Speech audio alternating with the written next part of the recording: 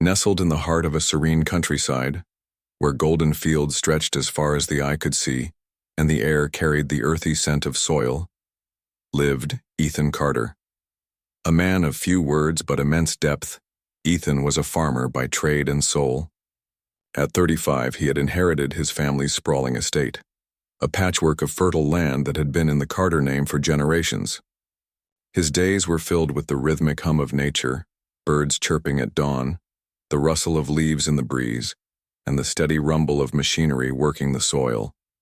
For Ethan, this life wasn't just about survival.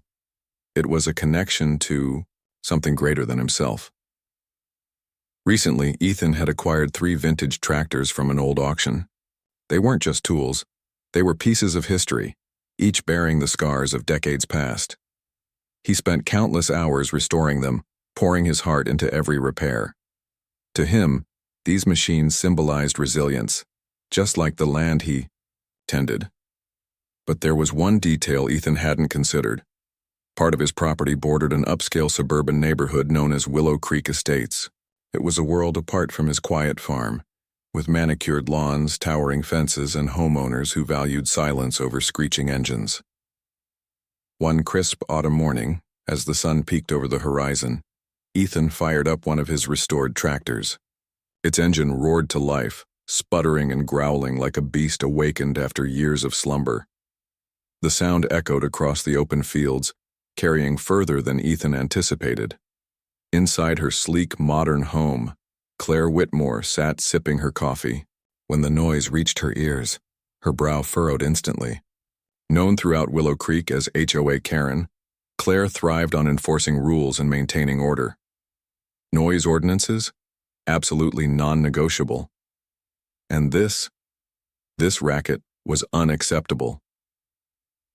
With a huff, she marched outside, her designer yoga pants swishing against the pavement. Her oversized sunglasses shielded her eyes, but nothing could mask the irritation etched on her face. Stalking toward Ethan's property line, she planted her hands on her hips and called out sharply, "Hey, what do you think you're doing?" Ethan turned, startled by the voice cutting through the peaceful morning. He wiped grease-stained hands on his overalls and approached her politely. "I'm sorry if it's bothering you," he said calmly, gesturing to the tractor behind him. "Just trying to get some work done on my land." Claire scoffed, glancing disdainfully at his muddy boots and weathered clothes. "Your land? This isn't a farm anymore. People live here now.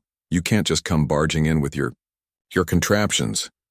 She waved a hand dismissively at the tractor, her tone dripping with condescension. Ethan bit back a retort, choosing instead to explain how farming was a way of life for him, not a hobby or inconvenience. But Claire wasn't listening. All she saw was disruption, chaos invading her perfectly curated existence. As Ethan returned to his work, Claire stormed back inside, muttering under her breath about entitled farmers. Little did either of them know, this encounter would set off a chain of events neither could have predicted. For now, though, Ethan simply shook his head and focused on the task at hand. After all, the land had always been his anchor, the one constant in a rapidly changing world. If only he knew what secrets lay buried beneath its surface, waiting to turn their lives upside down. The morning sun had barely risen when Claire Whitmore decided she'd had enough. The loud, grating noise from Ethan's tractor still echoed in her mind, disrupting her otherwise peaceful routine. To her, it wasn't just an annoyance, it was an invasion. Willow Creek Estates prided itself on being a sanctuary of tranquility, where the loudest sounds were birdsong or the occasional hum of a lawnmower. But this was chaos wrapped in rusted metal and diesel fumes. And chaos, Claire believed, had no place in her neighborhood. With determination etched onto her face, Claire grabbed her phone and dialed 911. Her voice trembled with indignation as she reported what she called a public disturbance. She described Ethan's tractors as monstrous contraptions that were ruining the quality of life for everyone in Willow Creek. By the time she hung up, a smug smile played on her lips. Justice would be served, she thought. That farmer would learn not to mess with someone like her, someone who knew how to get things done. Later that afternoon, Ethan noticed a police cruiser pulling into his driveway. Sheriff Daniels stepped out, adjusting his hat as he approached. Ethan wiped his hands on a rag and greeted him warmly, unaware of why the sheriff was there. "Morning, Sheriff," he said with a polite nod. "Morning, Ethan," the sheriff replied, though his tone lacked warmth. "Got a call about some noise complaints. Apparently your tractors are causing quite the stir over at Willow Creek." Ethan blinked in surprise. Noise complaints? From across the property line? He glanced toward the distant rooftops peeking above the trees and sighed. "I didn't think they'd hear it from so far away," he admitted. "But I'm just doing my job here, farming's noisy work." The sheriff shrugged apologetically. "I understand that, son, but rules are rules. You might want to adjust your schedule. Maybe keep the louder stuff during daylight hours when folks won't complain as much." Though frustrated, Ethan nodded. "All right, Sheriff. I'll see what I can do." As the cruiser disappeared down the dirt road, Ethan felt a pang of irritation. Not because of the warning, but because of the unnecessary drama it caused. He couldn't help but wonder who had made such a fuss. Deep down, he already suspected it was Claire. Something about her earlier attitude told him she wasn't the type to let things slide. Meanwhile, back in Willow Creek, Claire basked in her perceived victory. Sitting poolside with her fellow HOA members, she recounted the incident with theatrical flair. "Oh, you should have seen him," she exclaimed, sipping her iced tea. "This scruffy little farmer thinks he can waltz in here with those eyesores and ruin our peace. Well, I showed him. Called 911 right away. Let's see how long he lasts." Once the authorities step in, her friends chuckled nervously, unsure whether to admire her boldness or cringe at her audacity. Still, Claire reveled in their attention, basking in the glow of feeling important. What she didn't realize, however, was that her actions weren't just affecting Ethan. They were exposing cracks in her own carefully constructed world. That evening, as Ethan sat alone on his porch, watching the sunset paint the sky in hues of orange and pink, he found himself reflecting on the day's events. He didn't understand people like Claire, people who seemed more concerned with appearances than substance. How could someone look at his land, teeming with life and history, and see only noise and inconvenience? It saddened him, but it also sparked a flicker of curiosity. Who exactly was this woman, and why did she care so much about controlling others? As the stars began to twinkle above, Ethan returned to his desk inside. He pulled out an old shoebox, filled with yellowed papers, property deeds, maps, and letters passed down through generations of Carters. Flipping through them absent-mindedly, he froze when one document caught his eye. It was a faded map of the estate, showing boundaries that extended much farther than he remembered. Squinting, he traced the lines with his finger until they intersected, with familiar landmarks, including several houses in Willow Creek Estates. His heart skipped a beat. Could it be true? Was it possible that part of Claire's precious neighborhood actually belonged to him? A mix of disbelief and excitement washed over him. For years, he'd focused solely on farming, never questioning the extent of his inheritance.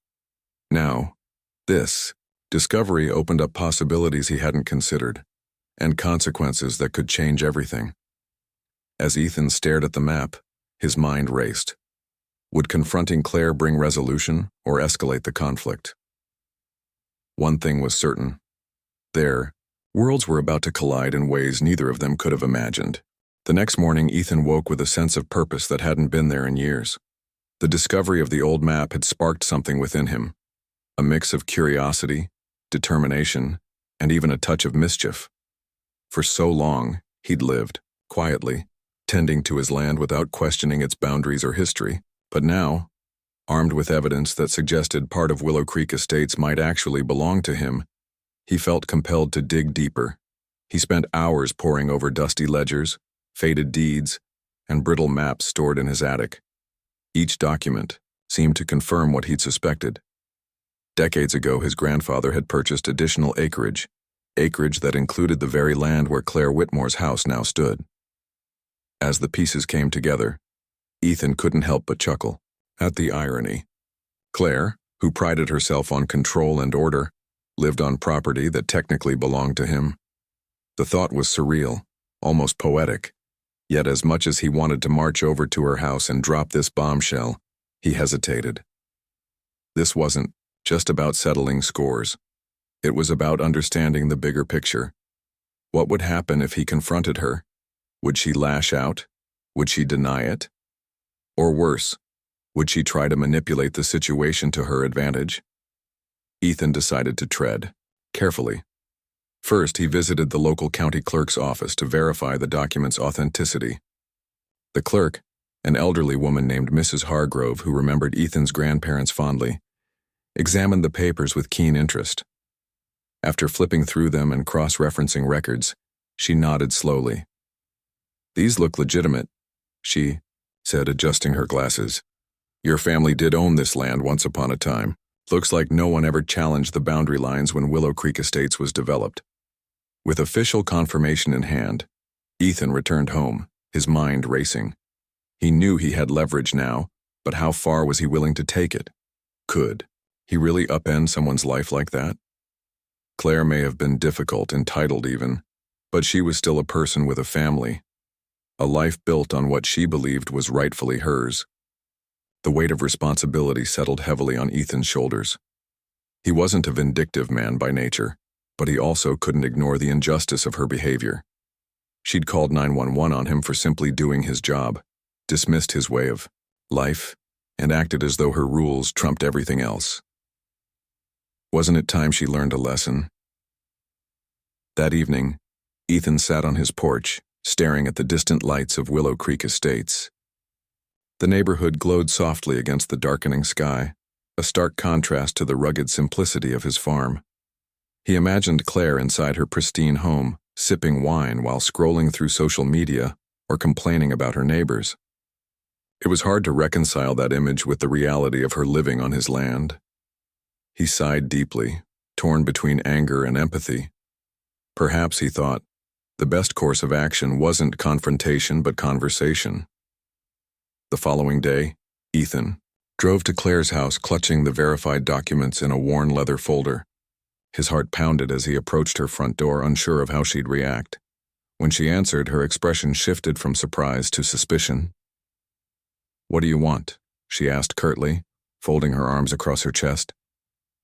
"I need to talk to you," Ethan replied, his voice steady despite the tension crackling in the air. "It's important."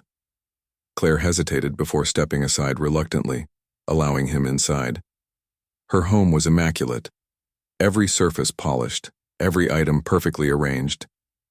It felt sterile compared to the warmth of Ethan's farmhouse. They sat across from each other in her living room, the silence thick with unspoken animosity. Ethan placed the folder on the coffee table between them. "I found something recently," he began, his tone measured. "Something you should know about." Claire raised an eyebrow, clearly skeptical. "And what exactly is that?" He opened the folder and slid the map toward her. "This is an old property deed showing my family's original land holdings. According to these records..." He paused, meeting her gaze directly. "Your house is built on land that belongs to me." For a moment, Claire stared blankly at the document, processing his words. Then her face flushed red with indignation. "That's ridiculous," she snapped, pushing the paper away. "There's no way this is true. My husband and I bought this house legally. We have all the paperwork." "I'm not saying you didn't," Ethan countered calmly. "But it looks like whoever sold it to you didn't disclose the full story. This land has been in my family for generations. You're sitting on property that technically belongs to me." Claire's confidence wavered. She grabbed the map, scrutinizing it with trembling hands. Despite her bravado, doubt crept into her eyes. "Even if this is real," she stammered, "you can't just come in here and ruin people's lives like this. Do you have any idea what you're doing?" Ethan leaned forward, his voice softening. "I don't want to ruin anyone's life. Claire, I just want you to understand where I'm coming from. You've made it clear that you think your way of life is superior, that your rules matter more than anything else. Well, guess what? This isn't just about noise complaints anymore. It's about respect for me, for my family, and for the land we've worked so hard to preserve." Tears welled up in Claire's eyes, though whether from fear, frustration, or shame, Ethan couldn't tell. She sank back into her chair, looking smaller than he'd ever seen her. "Please," she whispered, her voice breaking. Don't do this. My kids, my husband, will lose everything. Her vulnerability caught Ethan off guard. He hadn't expected her to break down like this. For all her bluster, Claire was human after all, flawed, scared, and desperate to protect what mattered most to her. As much as he wanted to hold her accountable for her actions, he couldn't bring himself to deliver the final blow. Not yet. Anyway, I'm not going to make any decisions right now, he said gently. Take some time to process this. Look into it yourself if you want. But we need to figure out a solution that works for both of us. As Ethan left Claire's house that evening, he felt a strange mix of satisfaction and unease. He'd shown her the truth, forcing her to confront the consequences of her arrogance. But he also saw a side of her he hadn't expected, one that reminded him of his own struggles and vulnerabilities. Whatever happened next, one thing was certain. Their lives were about to change forever. In the days that followed Ethan's revelation, Claire was a whirlwind of emotions, anger, fear, confusion, and shame all battling for dominance within her. She couldn't sleep, couldn't focus on anything but the documents Ethan had shown.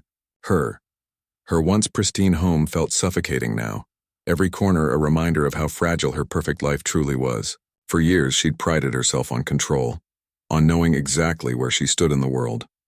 But this shook her to her core. She spent hours combing through her own records, double-checking every detail of her property purchase. The truth slowly dawned on her. There were gaps in the paperwork, boundaries left vague, assumptions made without question. How could she have been so blind, so trusting?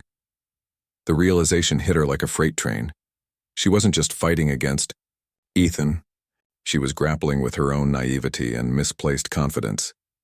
Desperate for answers, Claire reached out to her husband, Mark, who worked as a real estate attorney.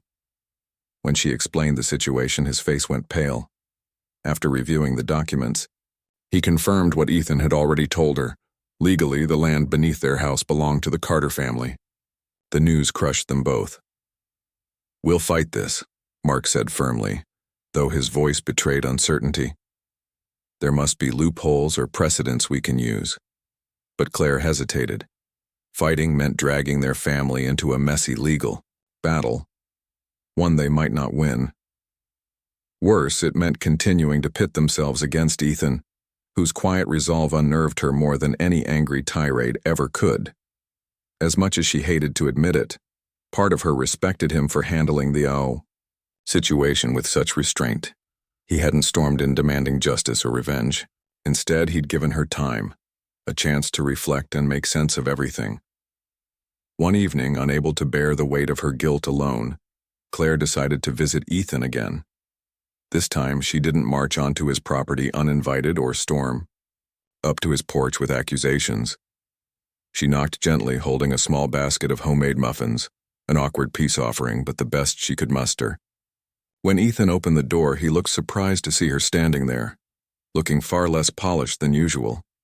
Her hair was tied back in a loose ponytail, and dark circles shadowed her eyes. "Hi," she said softly, clutching the basket tightly. I brought these as a thank you for giving me time to think." Ethan studied her for a moment before nodding and stepping aside to let her in. His farmhouse was warm and inviting, filled with the scent of wood smoke and fresh herbs. Claire felt out of place among the rustic charm, but she forced herself to sit at the kitchen table while Ethan poured them each a cup of coffee. "I've been thinking a lot about what you showed me," Claire began, her voice trembling slightly, "and I realize now that I've been wrong about so many things, about you, about your farm, about myself." She paused, swallowing hard.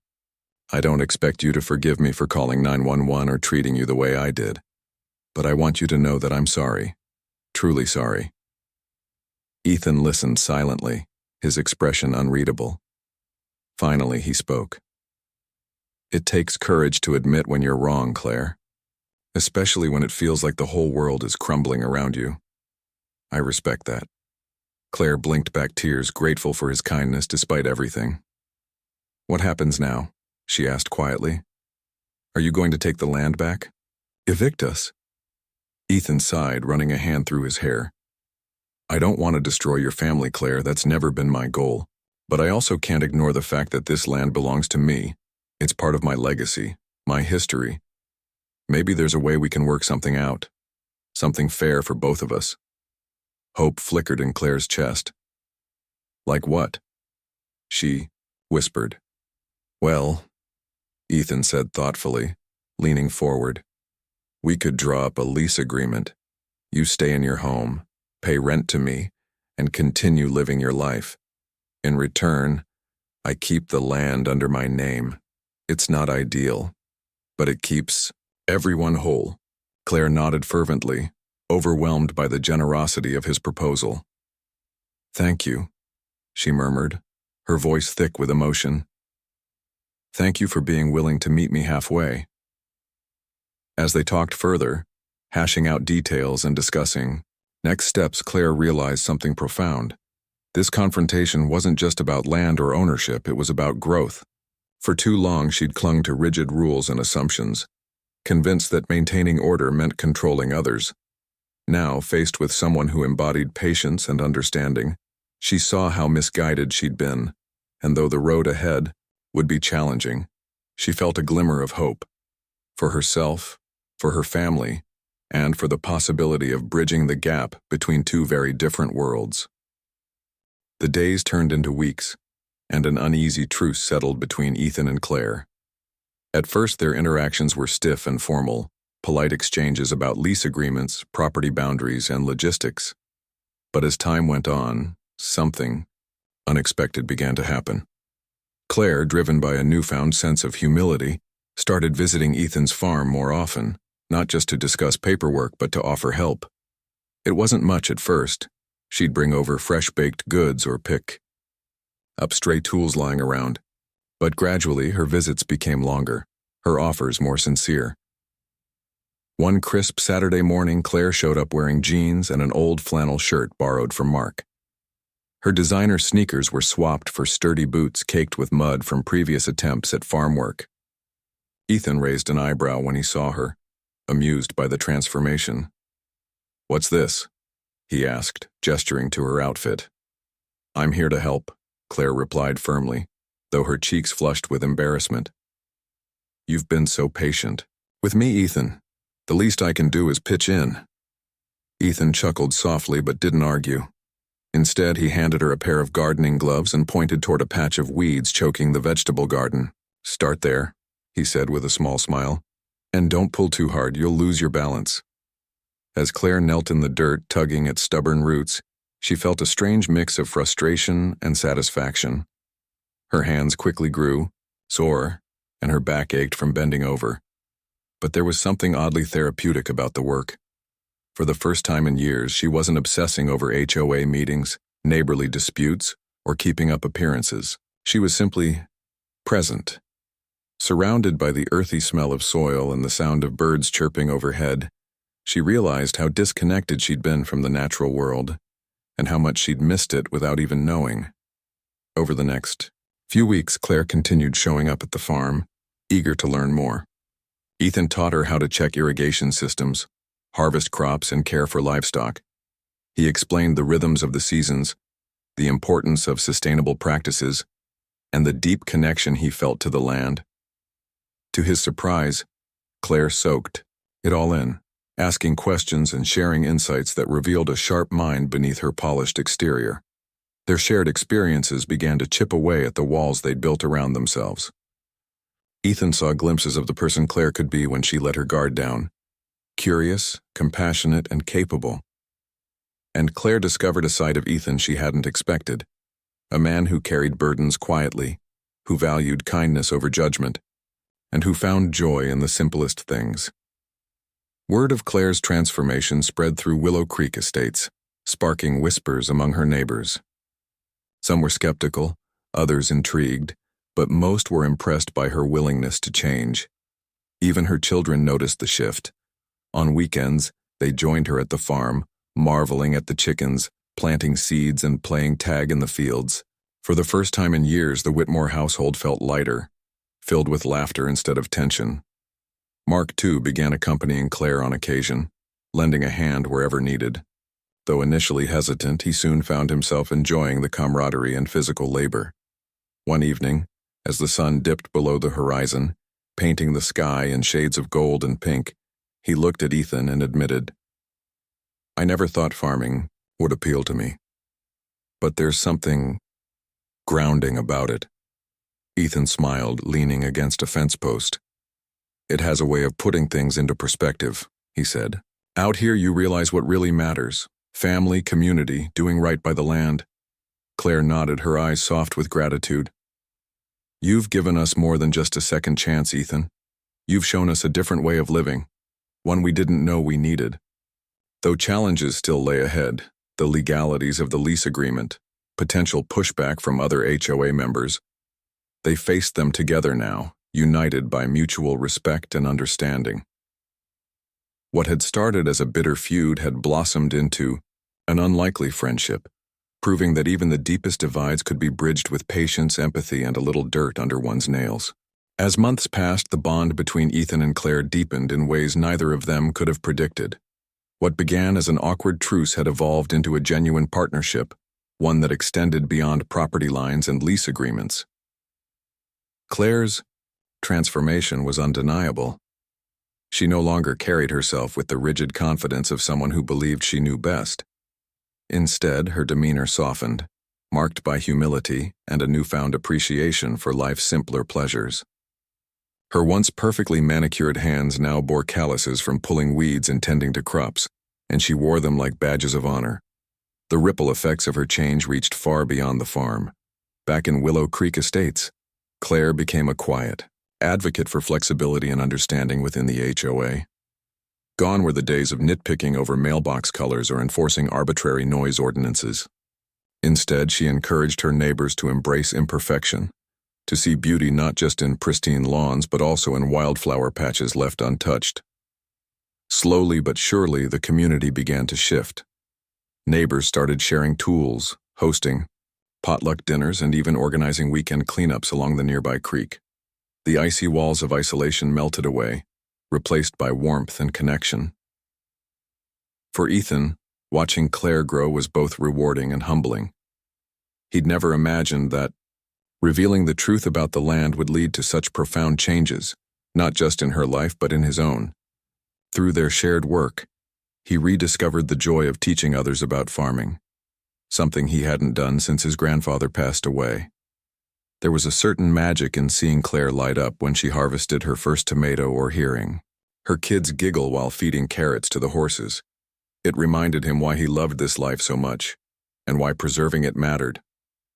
One crisp autumn afternoon, as golden leaves swirled in the breeze, Ethan and Claire stood side by side overlooking the fields. The harvest season was in full swing, and the air buzzed with activity. Dozens of volunteers, neighbors, friends, and family had gathered to help bring in the crops. Claire's children darted through rows of pumpkins, their laughter echoing across the landscape, while Mark manned the cider press, chatting amiably with other dads. For a moment, Ethan paused to take it all in, the sights, sounds, and sense of community coming together. "You know," Claire said softly, breaking the silence, "I used to think I had everything figured out. My house, my rules, my perfect little world. But none of it meant anything until I stepped outside of it." She glanced at Ethan, her eyes shining with gratitude. "Thank you for showing me what really matters." Ethan smiled, shaking his head slightly. "You did the hard part, Claire. All I did was give you a chance to see things differently. The rest was all you." Her lips curved into a small, wistful smile. "Maybe. But chances are nothing without action.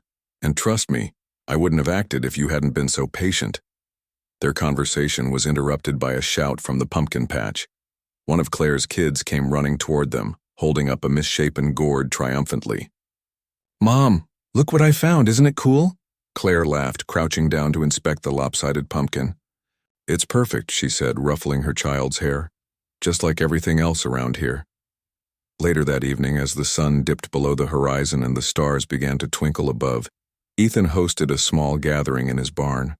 Hay bales served as seating, Lanterns cast flickering light across weathered wooden beams, and the smell of roasted corn filled the air.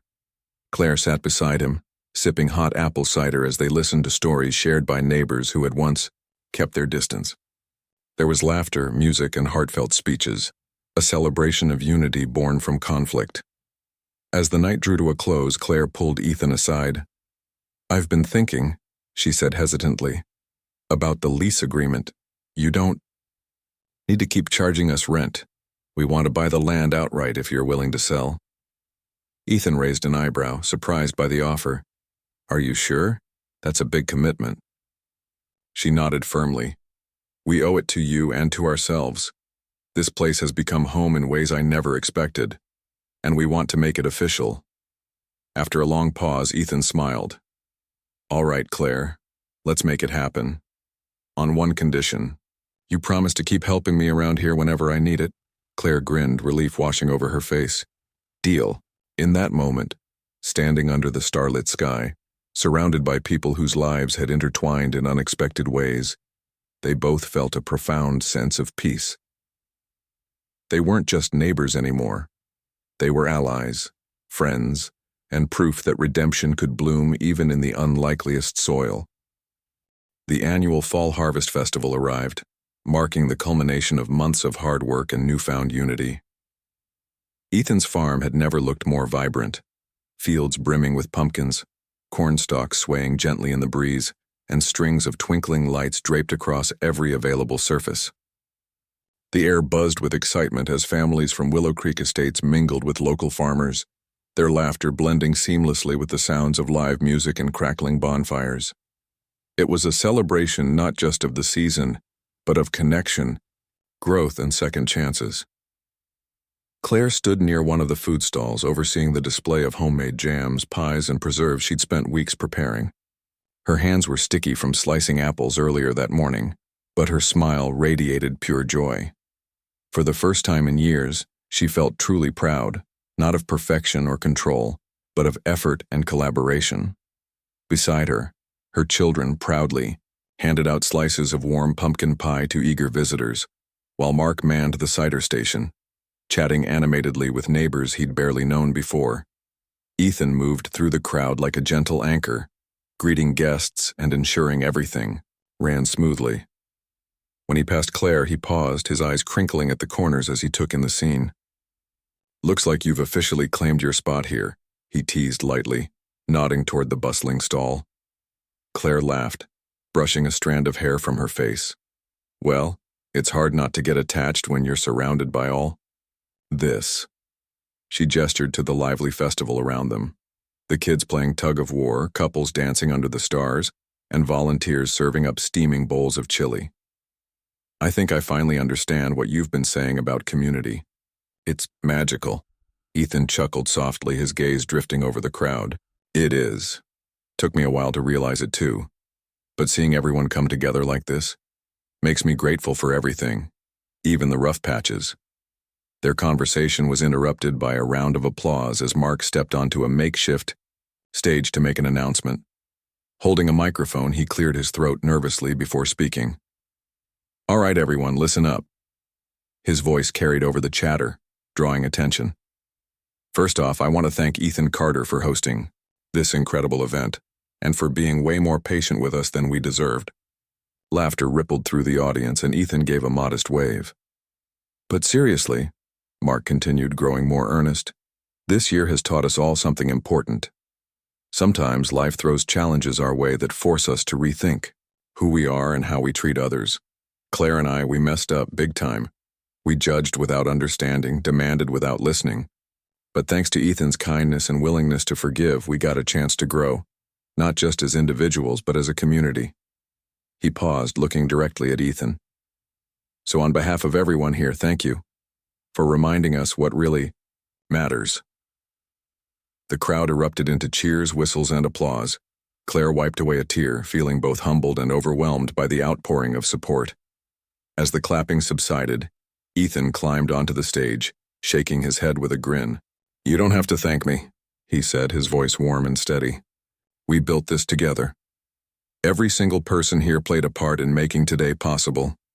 And honestly, That's what makes it special. As the night wore on, the festivities grew livelier. Children chased each other through hay bales. Couples, slow danced to acoustic melodies, and plates piled high with hearty food were passed around freely. Claire found herself sitting beside Ethan once again, watching the scene unfold with quiet contentment. "Do you ever wonder how different things might have been if I hadn't called 911? She asked after a moment of silence. Ethan shrugged, thoughtfully. Maybe. But then again, maybe none of this would have happened. Sometimes the hardest moments lead to the best outcomes, if we let them. Claire nodded slowly, her heart swelling with gratitude.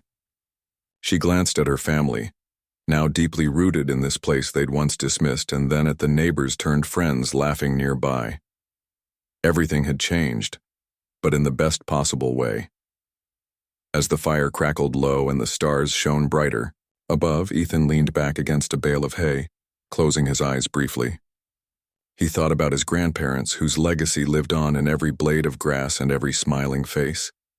They'd always believed in the power of land to bring people together, and tonight proved they were right. For Claire, the journey had been transformative. She no longer saw the world in black and white rules. Instead, she embraced its shades of gray, finding beauty in imperfection and strength in vulnerability. For Ethan, the past year had reminded him why he loved farming, not just for the crops or the animals, but for the connections it fostered.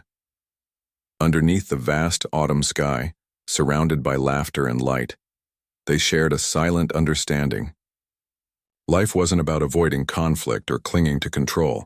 It was about learning, growing, and finding common ground, even in the unlikeliest places. And as long as hearts remained open, anything was possible.